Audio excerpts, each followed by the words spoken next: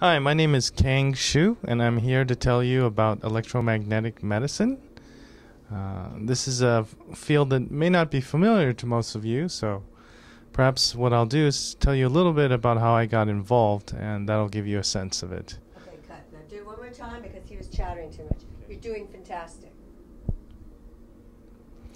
Hi, my name is Kang Shu, and I'd like to tell you today about electromagnetic medicine, a field which may not be familiar to most of you. So what I'll do is tell you a little bit about how I got involved with it, and you may get a sense for what it's all about just through that. So I was born into a family in the United States that my father and mother were both engineers. My dad won the 1992 Exceptional Award Medal from NASA for inventing one of the ways in which silicon, pure silicon, could be manufactured. And that's the basis for all the gadgets and gizmos that you see today. Electronics, household appliances, computers, etc., phones. And so I grew up with my dad and my mom, both working for NASA. My mom was part of the Voyager 2 imaging team that took pictures of all the outer planets when Voyager 2 flew by them, and she also ran all of the databases and local area network for JPL. So what happened to me was when I was in high school, I was told, I went to the hospital and I saw my dad. He was bald, and at that time I was told that he had been possibly had a brain tumor, and that was causing some effects on his nervous system, so that he had to have surgery and to remove this tumor. And so obviously I was concerned. They did perform the surgery and remove the tumor, which turned out to be benign, but it did not resolve his symptoms, which they explained were Parkinsonian. And so many of you might be familiar with Michael J. Fox and Muhammad Ali. My dad was eventually diagnosed with the same disease that they have, called Parkinson's disease, which is a disease in which a part of the brain that controls movement, actually the cells controlling movement, die off, and the patients get progressively worse. And I got to see that up close and personal firsthand with my father. So as a young child, I felt instinctively that when my father relayed what the doctors told him, that Parkinson's could not be cured, that somehow didn't sit well with me, because as a child, in my mind, anything that could get messed up could be fixed.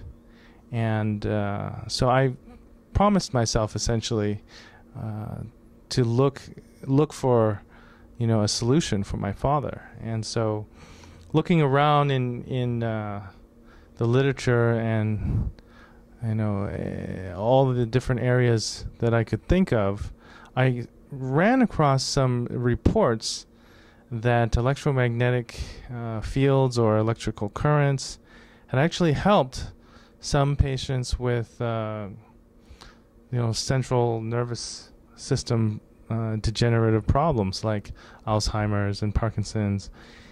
And it seemed that these sorts of diseases required regeneration of the brain, actual cellular regeneration, and where the body repairs itself by actually producing the cells needed on demand. And there was some indication, certainly in some systems that electromagnetic fields were able to affect something like this. Now, when I was in high school, that was the year in which I think it was my last year in high school was the year in which the book The Body Electric came out. It was a seminal book that presaged or ushered in what I consider to be the modern era of electromagnetic medicine in America. It was written by my first mentor, Dr. Robert O. Becker, who was an orthopedic surgeon in upstate New York, and along with Andy Marino and Bassett and several others, pioneered the use of electromagnetic field generators, pulsed electromagnetic field generators, and implantable diodes to accelerate bone healing from fractures and non-unions. So he actually introduced to the field of orthopedic surgery devices that are still used today to improve the outcomes in patients with bone breaks. And so I was a graduating senior who was going to enter as a freshman at Harvard College. So I wrote to Dr. Becker, and he wrote back and actually invited me to his home for Christmas, my first Christmas away from my family. And I went to his home, met his wife, and spent Christmas Eve at his house. So it was really, for me, a dream come true to meet my hero, an icon, because I was deeply inspired by his work. He had noticed that salamanders and frogs had the ability to regenerate body parts, including a frog can actually regenerate its heart. Even if 2/3 of that heart is taken away, it will still regenerate its entire heart and survive. And of course, everyone knows salamanders can lose their tails and regrow them. And so Dr. Becker asked a very fundamental question. Human beings can only regenerate the tips of their fingers, the fingertips. So what is it that's different about a human being versus a frog and a salamander that enables these amphibious creatures to regenerate their entire body parts, and a human being to be limited when it's an adult? Children have somewhat greater ability to regenerate.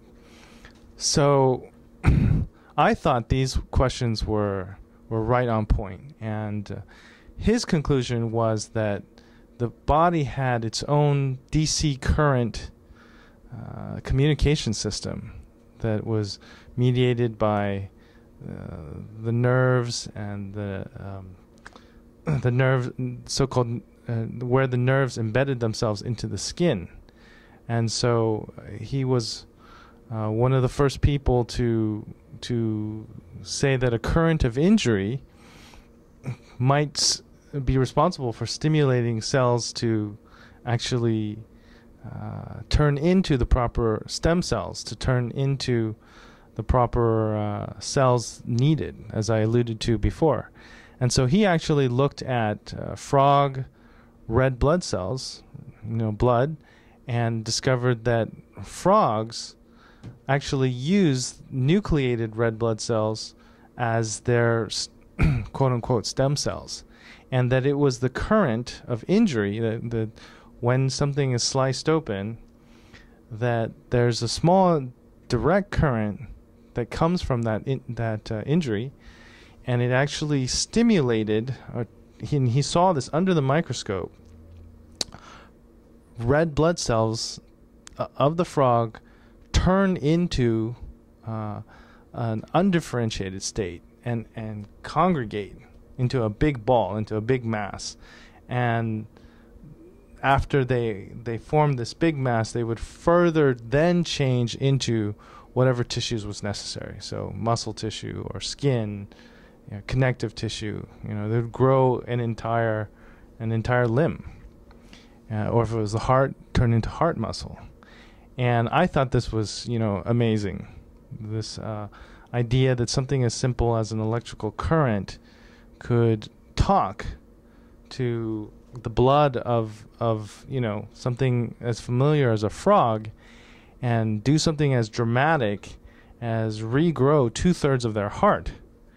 And that, to me, was a model system that I, as a high school student, took to sea urchin embryos at Cal State University of Northridge.